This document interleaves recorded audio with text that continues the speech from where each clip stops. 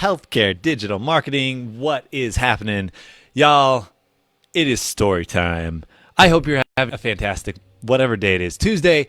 And I want to tell you a story. I fulfilled a long time dream yesterday. And I'd been waiting almost 2 years to make this happen. And it finally happened. And it was so cool. And it was just a wild, wild experience. And I also happened to learn some marketing lessons along the way because that's what we do. We listen to things and we pull out lessons along the way. Y'all, if you're coming on, what's up, Andy? Coming on here live and live. If you're on the replay, comment replay so we know we made it on here. Melissa, thanks for joining us. All right, story time, y'all. So back, little Alex, like 25 years ago or so, maybe 26, 27. Little Alex, who by the time when I was like 4, 5, 6, I went by AJ. Little AJ loved magic tricks. Like I don't know what it was about magic, but I remember the very first time I saw a special on TV, I was totally hooked. And I was like, oh my gosh, I got to learn magic. And so I studied magic from the time I was little. I actually got one paid birthday party when I was a kid that I got paid for. And I learned card tricks. I learned a little bit of mentalism. I learned juggling. I learned all this different stuff. And about a year and a half, maybe 2 years ago, sorry, it's bright. Oh, heavenly halos. What's up, Michelle? Good to see you on here. Jill, thanks for coming on. So I learned magic, and last night something happened that I have been dreaming of forever. About 2 years ago, I saw this place opened up by us that does magic, like close-up magic, but with a very nice dinner. It's called Mystique. I guess they have them in California too. They have one here, which is a really rare thing nowadays to have like close-up magic like this in the little kind of magic parlor, if you will. It was pricey, which is why I hadn't gone before, but it was my birthday a week and a half, 2 weeks ago. Thank you so much to all those who wished me happy birthday. And with the birthday money that I got from family and everything, my wife and I have a special birthday date at this place, Mystique, and go see a magic show. And it wasn't a magic show in the way that you would think of it. Like, it wasn't a dude up on stage like pulling rabbits out of a hat. It was actually a very like intimate setting. There were only 7 of us in the room, and the magician. We had this 5-course meal. It was really good. They had this cream of asparagus soup. My goodness, if you haven't tried cream of asparagus soup, go have some. And after this 5-course meal, the magician comes up. Doc Hamilton, I believe, was his name. And he was a mentalist, which means that he performed mental magic, if you will. And being the magician nerd, of course, I'm sitting here in my seat. Not only do I love watching magic, but I love watching what's happening. Are any of you like this, where you geek out just as much by like being entertained by the thing as watching how people do the thing? So, for example, for marketing, I love watching Russell Brunson or somebody else sell me something because I love watching how they're selling me. Is anyone else like that? Do you ever watch things and you're like, I'm just here to be entertained by the process of how this thing is happening to me? Well, that's how it was last night. And I learned a really important marketing message about the art of marketing. So last night, there were 5 or 6 big tricks that he did. But there was one in particular. I got to be involved with it. It was really fun. He sat there and he did this whole build-up. So he had a deck of cards, and he talked about time travel and quantum mechanics and how time and space are connected and how you can't have one without the other. He brought up Einstein, and he went on this like 5-minute diatribe about time and space and how, as a mentalist, he was able to bridge time and space because, in reality, from quantum mechanics, had been in that position an infinite number of times already and would replay that over and over. And being the mentalist that he is, he was able to reach back into the recesses of a past future and find his notes on what had happened in that moment. And so what he did was he wrote down his prediction, he put it into a cup, and he went through this whole explanation of how many cards there are in a deck, of how many different permutations there are of 52 cards in a deck, which if you're a marketing nerd, if you're a math nerd, you know it's 52 factorial. If you include jokers, it's 54 factorial, and which is a super high number. And he went through this whole big deal. This trick took about 15 minutes, maybe 20 minutes. He had myself and one of the other participants there helping with it. I basically got to shuffle all the cards. I spread them out on the table face down in front of me.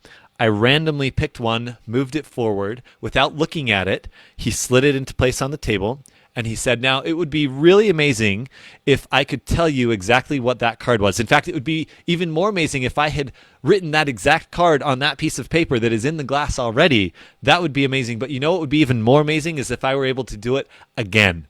And then he proceeded to have a gentleman across the table from me do the same thing, shuffle the deck, pick a card at random, put it on the table in front of them. Again, he didn't look at it. And then he proceeded to write, before he even before he had the other gentleman write pick the card, he wrote down he wrote down a what do you call it? A guess, I guess, if you will, of what the other gentleman would pick, and he put it in the cup, and then he had the gentleman pick the card. Well, this entire magic trick, about 20 minutes worth of magic, maybe 15, but definitely 15 to 20 minutes of magic with this huge big long spiel about quantum mechanics, this huge big long spiel about cards and probability, and how the fact that every single time you shuffle a deck of cards, it is highly, highly likely to be the only time a deck of cards has ever been in that order before, which is really cool to think about. And then he performed the magic trick, and sure enough, my wife got to read the card. She pulled out the card and said, Alex will pick the 8 of clubs, and the other guy, Mike, would pick the 10 of diamonds. And sure enough, he got them both right. And the audience was absolutely amazed. We were all astounded. But what you didn't know is that the actual magic trick itself had been performed in a very, very short amount of time when nobody noticed. And because I'm a magic nerd, also marketing nerd, I saw when he performed the actual magic trick, and everything after that didn't matter. All the showmanship, all of the work up to it, all of the 52 cards and how many different permutations and how amazing it was that he picked not only 1 but 2 cards correctly. All of that hinged on one teeny tiny little sleight of hand trick that in and of itself would have been pretty meaningless. At one point, he switched out a card. Very casually. Didn't look like he did anything, but he switched out a card. 20 minutes of magic for one very small sleight of hand trick that by itself wouldn't have been that great. In fact, it was decent sleight of hand. It was pretty good sleight of hand. But the showmanship, the storytelling, the build-up, the workup around this single trick is what made it so astounding. The presentation of the trick was what made the trick. It was not the sleight of hand itself. And so many times, y'all are sitting here doing marketing, building your businesses, and you're thinking, I'm following the rules. I'm doing the trick. But my marketing isn't working. I'm not catching on. People aren't paying attention. Why? And it's because you're so focused on the science of marketing that you're completely neglecting the art of marketing, feeling like you're checking the box on, hey, I'm using the perfect post formula. I'm using a headline and that's a hook, and I have a call to action, and I put a post of a dog. And you're like, why isn't my marketing working? So many times we see this in people's marketing where it's just like the sleight of hand trick, that by itself, the sleight of hand wasn't all that impressive or great. But it's how are you building context around what it is you're talking about to people? How are you building story and meaning into what you're talking to people about? And so today, as I sit here thinking back about this magic performance, which again, from a pure sleight of hand standpoint, wasn't all that great, but from a magic show performance standpoint, it was outstanding. I was so entertained the entire time. I knew what was going on from the beginning. I watched for the sleight of hand. It happened. And then I tried to explain. I told my wife there's this magician's code that you never, magicians don't reveal their secrets. I'm not officially a magician, so I don't have that code. So I was explaining to my wife what happened with the trick. She's like, well, that's complicated. I'm too tired to think about that. And I was like, no, but it's the one thing. And it occurred to me that this is the same thing that's going on with our marketing. We're sitting here oftentimes saying, do you want to get over your back pain? Or we're sitting here saying, do you want to have more clients in your practice? You just need this thing. And we're never, ever telling story. We're not using artistry to bring people into our world and help them see the value of what it is that we just did. Now, if he had just come up to me and said, Alex, I'm going to switch a card out and you're not going to see it, Boom, there it was. And he did the sleight of hand. Like, that wouldn't have been cool at all. But it was amazing because of the context, the meaning behind the thing that he did, the magic that he had. So I want you to think about your magic right now. You don't know it, but what you do as an expert is magic to other people. It's very commonplace to you.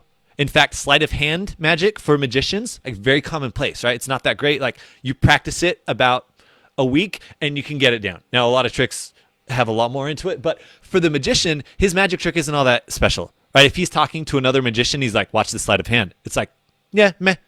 But to somebody else who has not spent their entire life obsessing over what you obsess over, studying what you study, pouring hours and hours and hours into what you have poured hours and hours and hours into, what you do is actually magical. It's amazing. It's mind-blowing. If you're a healthcare provider, the information that you know about the body is ridiculously next level. The things that you know that the body can do that the average person doesn't know are mind-blowing. And yet to you, it's commonplace. It's every day. And so we sit here trying to make this plea to people that, hey, you should want this outcome. Hey, you should want to, if you don't want to have back pain, then come in and get my back pain special.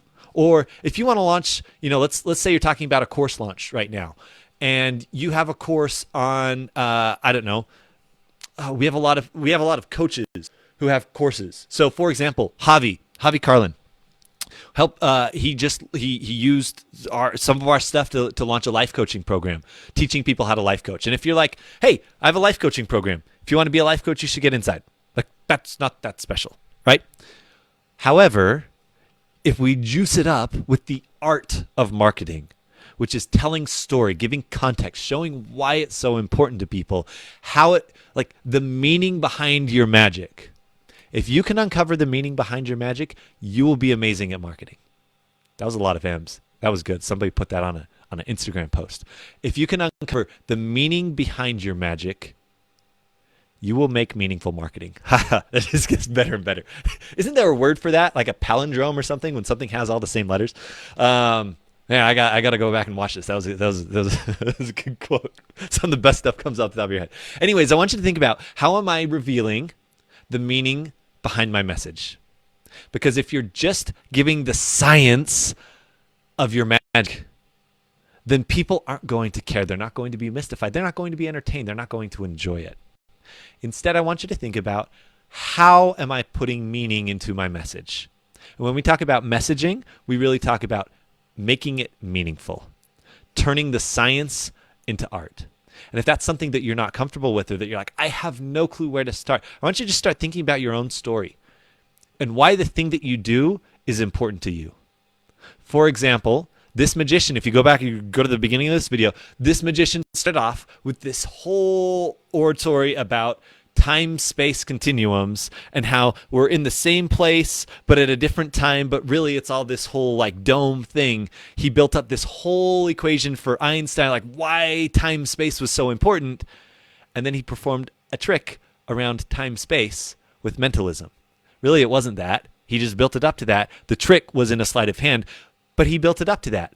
We were entertained, we were awed, we had an amazing time, and it was worth the money that we paid in order to be there because of the meaning behind the magic. 15-year-old AJ could have pulled off the same sleight of hand that he did the other night. But 15-year-old AJ, or I guess I was 7 or 8 when I was starting off with magic. When I was 7 or 8, little Alex, AJ, could not have awed people in that way, could not have wowed people in that way. Nobody was paying Alex hundreds of dollars to go to a magic show. It wasn't happening. But because this guy had mastered the art of creating meaning behind his magic, he made it worth it. And so how are you applying art, and the art of specifically storytelling, but really giving meaning to what you're doing within your marketing? If you're not able to do that, people are going to read your stuff and be like, meh, that's okay. Like, we have a lot of people right now who are in group launches. We have a program called Impact Academy, which is opening up next Tuesday again. And it's for people who want to launch Facebook groups, or who have a Facebook group that isn't doing well. And we've seen themes over and over again. The people who are doing launches, who are putting a meaning behind their messaging, Because we teach all the tactics in there. We teach the science in there, right? The science is here's exactly how you do a Facebook group launch the right way. Get people excited about it. We have people right now, somebody's at 600 plus Facebook group members since starting like a month ago. It's ridiculous. This is a lot of people. It's fast. We've helped people grow Facebook groups to 3,000 plus in a matter of a year. Our group took 2.5 years to hit the 3,000 people mark. But what we're finding is that over and over again, if you can show the meaning behind your magic, people will follow you. So think about, what's my story? What is the meaning behind the magic that I now have inside of me? If you don't believe that you have magic, first and foremost, oh my goodness, let's work on that. That's mindset right there. If you don't believe in your own magic, how are you ever going to convey meaning behind it? How are you going to convey meaning behind it? Once you believe in it and you know who your magic is best served to help, then we start looking at meaning. Okay? All right. I got to catch up on comments. Y'all are coming in here fast. Sarah, thanks for coming on. Michelle, thanks for saying hi. I love watching people thrive in their passion. Isn't it exciting? Tracy is on. Thank you so much. David, Will, the man, boy, Team Live. Thank you, Will. Joey Engar. Joe, my brother, is on. Thanks so much. Myra was on. Jeremy was on. Jason Wright. The Right Fit is on. Gabby, thanks for coming on. You're a magician. Dude, you know what? I want to get back into magic again. This was the thing. I was like, shoot, I have to get back into magic and magic performance. I loved that last night. I love juggling. I love Rubik's Cubes. I love sleight of hand magic stuff. I've forgotten a lot of the sleight of hand stuff. I know the tricks. It's just like the muscle memory isn't there anymore. Oh, I love magic so much, which is probably why I love marketing so much too, because it's just magic with the minds of your prospects, magic with the minds of the people that you want to help. Knowing, this is what I love about marketing, about ethical marketing. Ethical marketing is working magic in the minds of people to help them see the value that you have and then choose to accept it. And then you get to make ethically incredible changes in their lives. Bad marketing, sleazy marketing, we reject wholeheartedly. But marketing that serves to uplift people, marketing that serves to push people to products and services that truly improve their lives and make the world a more positive place. I love that kind of marketing. That stuff is so much fun. Jason says, alliteration. Ooh, there was a big word. I appreciate it. Jeannie, what's up? Good to see you. Okay, so in summary, I want you to think about what is the meaning behind your message that causes the magic in your marketing. Okay, it's the meaning. It is not necessarily revealing the magic trick itself. Like if you're really good at bike fits, Jeannie, or if you're really good at teaching people how to do bike fits, Jeannie, or if you're really, really good at helping people with getting stronger, Jason, and bulking up. And I want you to think about, that's your magic. How do we add meaning to that magic? Jeannie, what did it mean in your life to go from, in your own words, overweight soccer mom to crazy super athlete? What was the meaning in your life around that? You know what? When I was 5, 8, 9, whatever years ago, when I was the overweight soccer mom, which I only say that because Jeannie uses that in her messaging. When I was the overweight soccer mom and I felt like I would show up to games or I don't know if you were literally a soccer mom, but you say that, so you must have been. But when you think about, I would show up to my husband's races or I'd see these people running and I was like, holy cow, I can never do that. But I always saw this future version of myself that could do those things. And I just remember sitting back and thinking, how am I ever going to get there? Because I don't have the body that I want right now. And then I started giving myself permission to be okay with where I was at and simply moving forward. And that's what my message is, right? If I'm Jeannie, that's what my message is about. My message is, it doesn't matter where you're at right now. What matters is looking at, who do you want to be? What is it that you really want for your life? And are you willing to start taking small little steps towards that new reality? Getting a little bit uncomfortable along the way, but ultimately doing things so that you can become the mom, the wife, the person that you want to become and feel how you want to feel about yourself. That's what I help people do. Blah, blah, blah, blah, blah, blah, blah, blah, blah, right? What's the meaning, Jeannie, behind your magic? So I want you to just go think to yourself. And I want you to put it here in the comments. What is my magic? So I want to hear it right now in the comments. What is your magic? Now, I'm not talking meaning behind the magic yet, but what's your magic for people? Art for people is we help them grow an audience of people who want to listen to them, want to follow them, and ultimately want to pay them for their services. We help them grow an audience, figure out what that audience wants, and present it in a way that's ethically designed. And that's what we've helped people do. We've helped 9 businesses now hit the 100-figure mark, 100K figure mark. We call it our oh shoot, now I forget. It's the something Maker Mafia. No, Dream Maker Mafia. I think it's Dream Maker Mafia. Oh my goodness, that's bad. I gotta go find that. But we've helped 9 businesses now online hit the 6-figure mark, and ultimately, like that for us is so freaking satisfying. That's our magic, and the meaning behind it. Well, we'll talk about that another day. But I love you guys. Hope this was useful. Hope you thought about it. It says I was a fat soccer mom turned crazy and turns athlete. Right? Cool. I want you to comment below. What is your magic? We'll end here, guys. Thank you so much. This has been I guess this is technically a special edition of Tuesday Night Fever. What is the meaning behind your magic that makes the marketing work? We'll see you guys.